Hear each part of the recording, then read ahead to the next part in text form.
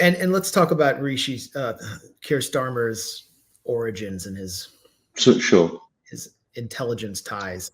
His intelligence ties are clear. It's abundantly obvious to everyone that he has very close relations with the MI5, MI6. But here's something that I didn't know, which is that Keir Starmer's full name, date, and place of birth, passport photo, etc., were kept by Czechoslovakian secret police during the Cold War in a directorate titled Foreign Intelligence. And this Twitter account is declaring that he's literally a spy. This is the Czech secret police's assessment of Keir Starmer, which is that he was an MI6 agent at the time, and I find this really ironic, given that Jeremy Corbyn was falsely portrayed as a spy for the Czech secret police during the Cold War by the same forces that put Keir Starmer into power. So, how much truth is there here? Yeah, sure. So, I think like Starmer is, if you look at his background, he has always portrayed himself as an outsider, and he makes much of the fact that his dad was a carpenter, like Jesus before him. The reality is that he is establishment through and through. When he became the head of the Crown Prosecution Service, he was involved in very key cover-ups of British state crimes and conspiracies. A very classic example is during Julian Assange, whereby when Julian was in the embassy, the CPS, the Crown Prosecution Service, was pressuring Swedish authorities to keep the bogus, baseless rape charges against Julian open, and then deleted the vast bulk of emails related to this. And they also deleted records of Starmer's trips to Washington, D.C. during this time. He was also the CPS chief when British authorities were gathering evidence on MI5 and MI6 complicity and direct involvement in the CIA torture program.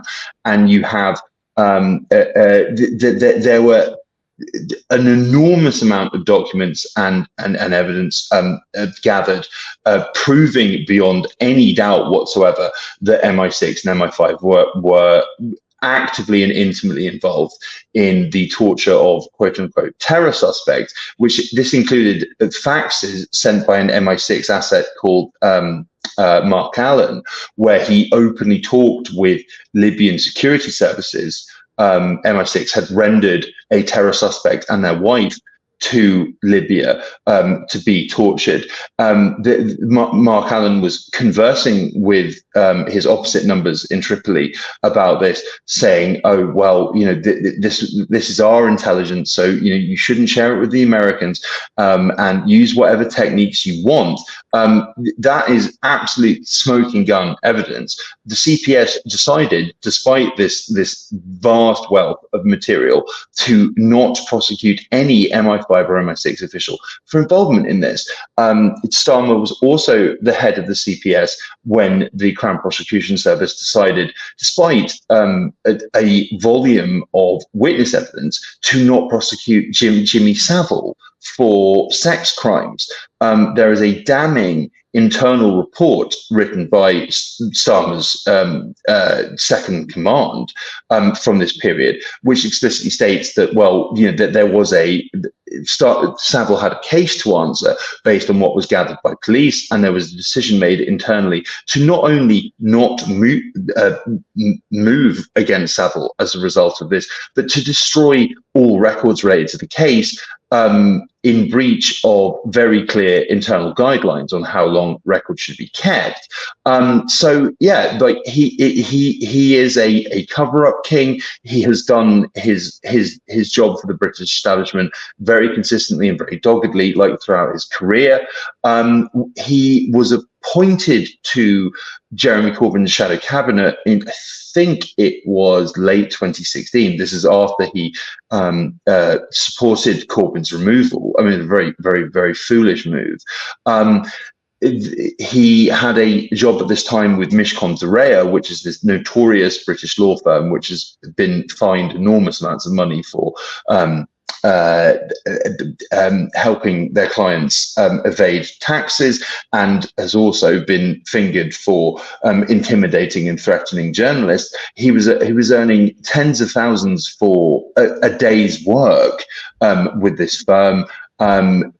Corbyn forced him to stop this, and then thereafter he served as a wrecker for Corbyn. Now, we at the Grayzone have previously reported on how the entire second referendum project was a product of a little-known political party called Renew, which was set up by individuals tied to MI6, NATO, and 77th Brigade, the British Army's Psychological Warfare Division.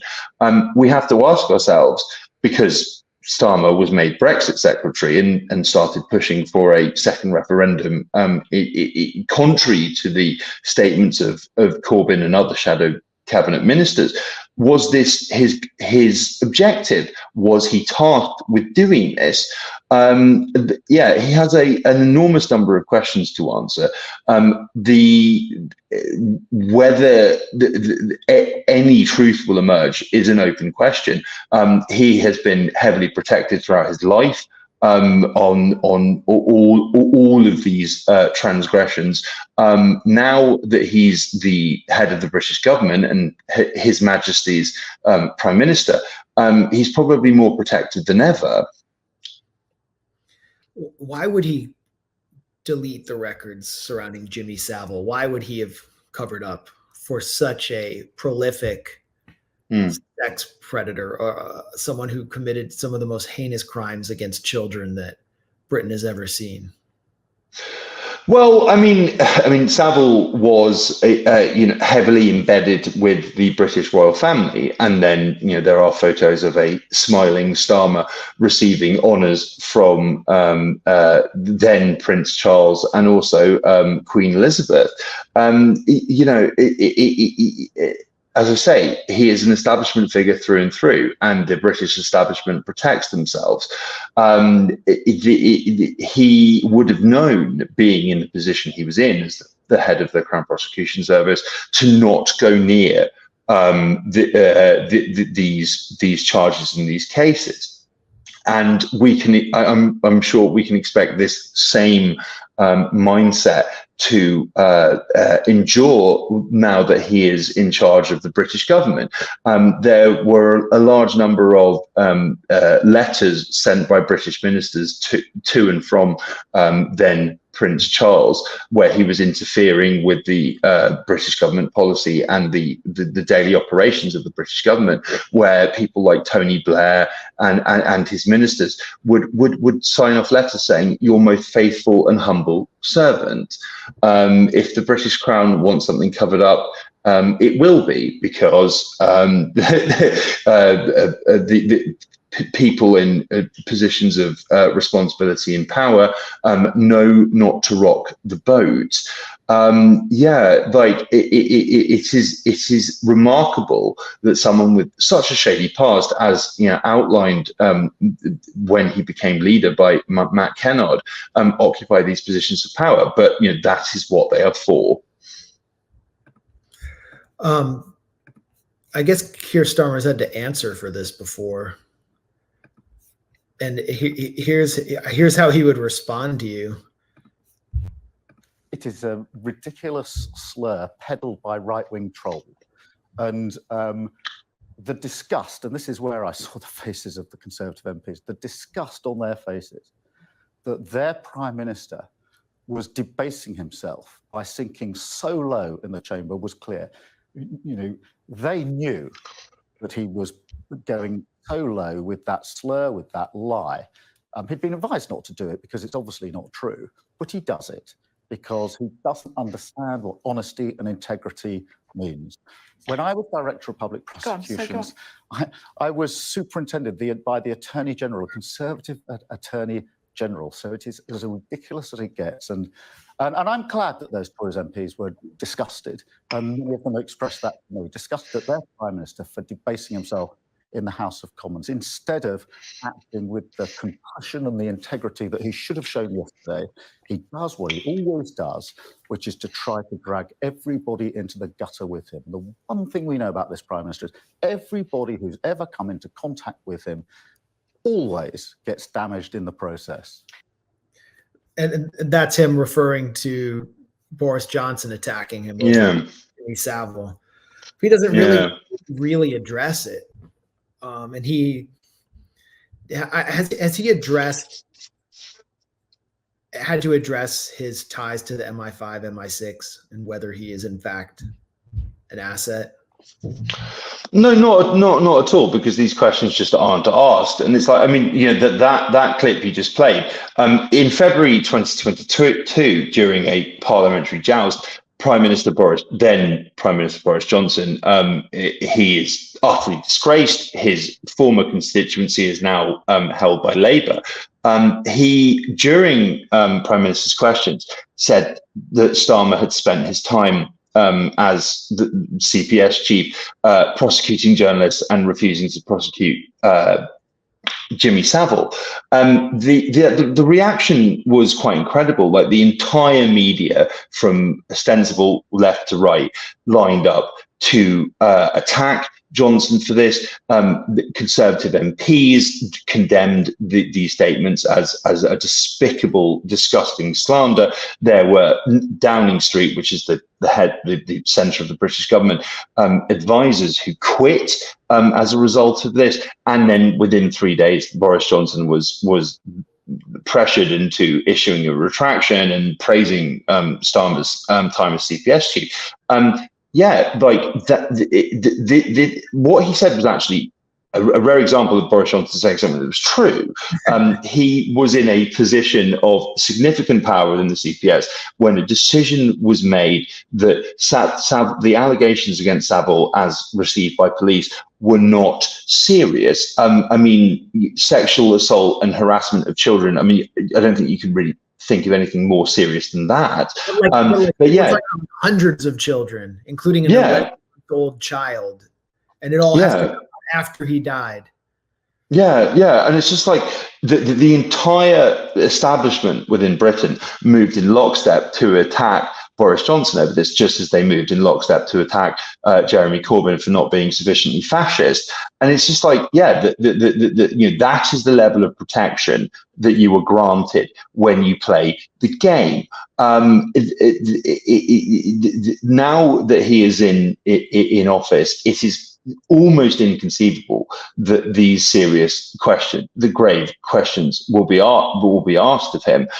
He makes a lot of his background as a human rights lawyer and defender of justice and democracy and liberty within the UK. Actually, his record speaks to a deep and cohering relationship with the security and intelligence services. That he was meeting with MI5 and MI6 chiefs while he was meant to be reviewing objectively and critically cases brought against them for complicity in torture. It is so naked and brazen. But this is where we are in 2024.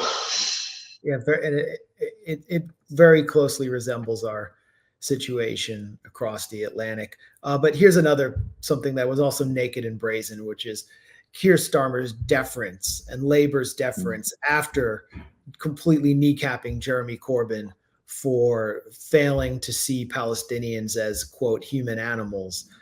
They're basically hiring Israeli spies in the Labour Party. This is Asa Winstanley for Electronic Intifada.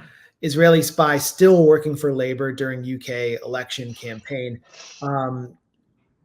Intifada said that they've faced legal threats for this article, which is obviously true. Former Israeli spy Asaf Kaplan is still employed by the UK Labour Party during its current general election campaign. And he has been hired under the watch of Keir Starmer to help the party influence, quote, events or narratives online and to, quote unquote, track labor members. So this is someone from Israel's notorious Unit 8200 is involved, probably the most involved in targeting civilians in the Gaza Strip, in targeting people all across the Gaza Strip, and presiding over the Gospel AI system, which generates targets of entire families. And labor has hired this firm. How do you pronounce it? Hakluyt?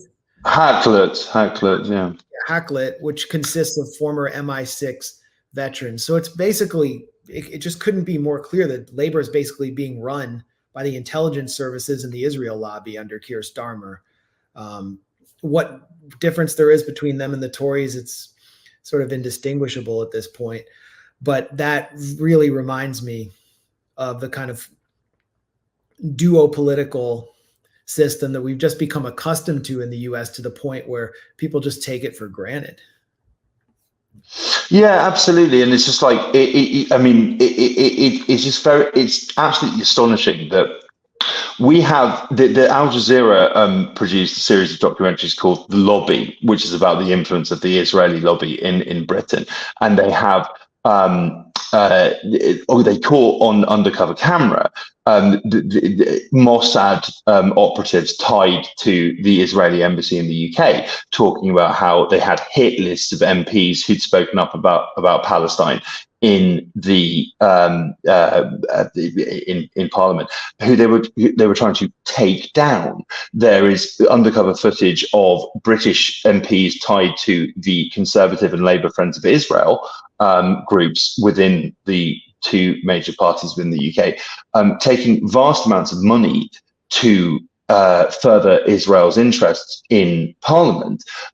This gets zero media coverage, and meanwhile, all sorts of fantasies about Russian quote unquote meddling in British politics, such as the allegation that there were Russian bots tweeting out pro-Brexit messaging, gets blanket coverage. Alan Duncan, who is a hardcore conservative long-time minister, I think he stood down at the last election. He recorded in his diary all sorts of observations about the influence of the Conservative Friends of Israel, that they think that they run the British Foreign Office, and they actually do. All sorts of disclosures about how the Israeli lobby had influenced the composition of government, saying, well, we don't like this person, so they're not getting an influential job in the government. We like this person, so they should get it instead. And stating that they operate like a hostile foreign intelligence agency, and if it was any other country, they wouldn't get away with it. Those diaries get blanket universal reviews across mainstream publications. These disclosures get zero coverage or mention or acknowledgement whatsoever. It's like all of your bombshell investigations. I'm sorry? Like all of the bombshell investigations you released about British politics. Indeed, and it's just like George Orwell, that renowned anti-communist, spoke about how the media operates like a shoal of fish, that they all move in the same direction at the same time without apparent direction. And there is this huge blind spot of the influence of Israel on British politics. It's not spoken about. Trevor Chin, who runs BICOM, which is was for a long time a very influential Israeli lobbying group, donated to Keir Starmer's leadership campaign. Ruth Smeeth, who was a Labour MP from 2015 to 2019, was previously the press officer of BICOM. She went to enormous lengths to sabotage Jeremy Corbyn. This was never spoken about ever in the British media. Ruth Smeeth identified as strictly protect in State Department files, sort of a U.S. asset. Anyone can find that on WikiLeaks, to the chagrin, I guess, of Keir Starmer and the current Labour leadership. This is a scene from that illustrates what you're saying from the Lobby UK. The Lobby US never came out because it was decided by the Emir of Qatar that it was a security risk. But this is a scene showing Labor Friends of Israel director Joan Ryan meeting with an employee of the Israeli embassy to discuss donations. The names that we put into the embassy. And just now got the money. It's more than £1 million. It's a lot of money. And then, and now I got the money. So from Israel. So it's not physical. Yeah, it's improvement. And then, I didn't think you had it in your bag. I didn't think you had it in your bag. She was hoping he'd hand over a bag of shekels. I mean, he's talking about money from Israel. This is like, not that there aren't, tons of Russian oligarchs who are pouring money into the economy in London, but if this were Russia, it would have been a national scandal. But here you have an Israeli agent talking about £1 million to Labour. I mean, this documentary was completely suppressed. The British press never treated it as a scandal.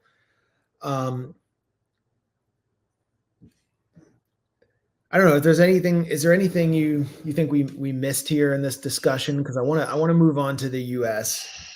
Yeah, sure. Well, I mean, just more generally as well. Like the anti-Semitism scandal within Labour. I mean, this was one of the most successful psyops in history. It managed to paint. It succeeded in painting, Jeremy Corbyn, this lifelong campaigner against fascism, against apartheid, against racism, as a visceral Jew hater.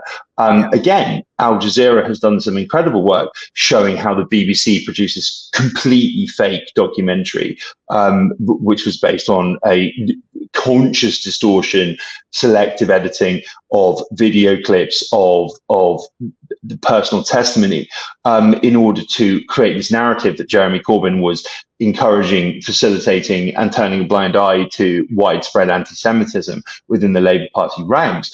Again, this got like zero mainstream media coverage.